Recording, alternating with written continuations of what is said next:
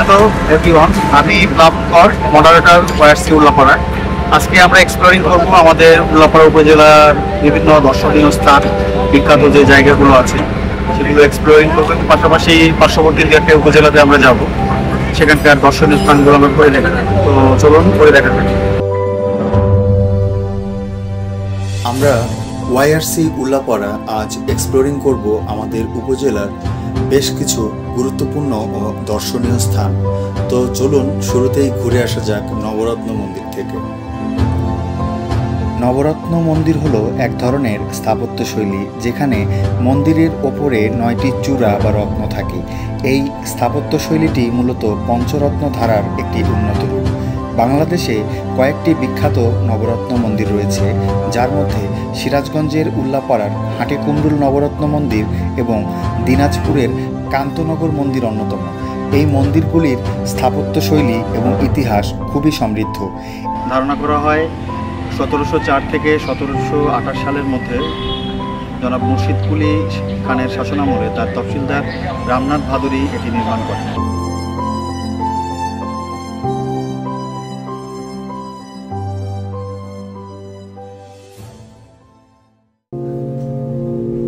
নবরত্ন মন্দির এক্সপ্লোরিং শেষে আমরা ওয়াইআরসি উল্লাপাড়া এখন যাচ্ছি উধুনিয়াতে, যেটি মিনি কক্সবাজার নামে সারা বাংলাদেশে পরিচিতি লাভ করেছে। এখানে একটি বড় বিলের মধ্য দিয়ে সুন্দর আঁকাবাঁকা রাস্তা চলে গেছে, আর দুই পাশে বিশাল জলরাশি থাকায় এটি দেখতে অনেকটা সমুদ্র সৈকতের মতো মনে হয়। আপনি যদি প্রকৃতি প্রেমী হন এবং অল্প খরচে সুন্দর একটি জায়গা থেকে ঘুরে আসতে চান, তাহলে উধুনিয়ার মিনি কক্সবাজার আপনার জন্য একটি চমৎকার বিকল্প হতে পারে। এখানে আপনি কিছু ভাসমান রেস্তোরাঁ ও কফি হাউস পাবেন, যেখানে বসে বিলের প্রাকৃতিক সৌন্দর্য উপভোগ করতে পারবেন। উপজেলা এক্সপ্লোরিংয়ের এক পর্যায়ে আমরা ওয়াইআরসি উল্লাপাড়া দুপুরের খাবারের জন্য এসেছি এনায়েতপুরে যমুনা নদীর তীরে অবস্থিত একটি বিখ্যাত হোটেল, নাম গোলামের হোটেল। এই হোটেলটি তাদের সুস্বাদু যমুনা নদীর তাজা মাছের রান্নার জন্য খুবই জনপ্রিয়।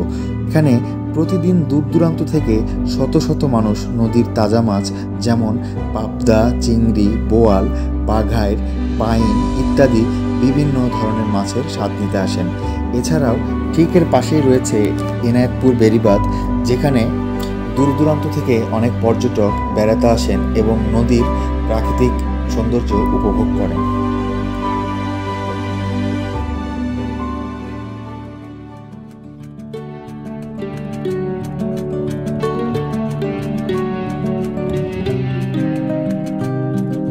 আজকে ওয়াইআরসি উল্লাপাড়া উপজেলা এক্সপ্লোরিং শেষে এখন আমরা আছি বেলকুচি আলবাহেলা মসজিদে। 2012 সালের সেপ্টেম্বর মাসে বেলকুচি উপজেলার মুকুন্দগাতি গ্রামের শিল্পপতি মোহাম্মদ আলী সরকার তার ছেলে আল আমান এবং প্রয়াত মা বাহেলা খাতুনের নামে এই মসজিদের ভিত্তিপ্রস্তর স্থাপন করেন।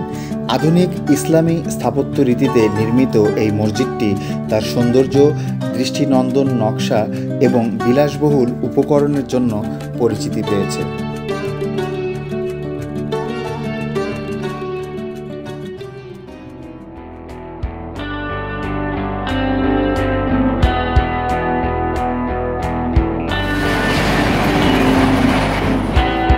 সলপের ঘোল।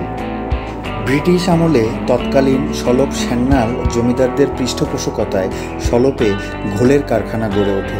তবে 1922 সালে মোহাম্মদ সাদেক আলী নামের এক ব্যক্তি প্রথম বাণিজ্যিকভাবে এই ঘোল তৈরি ও বিক্রি শুরু করেন।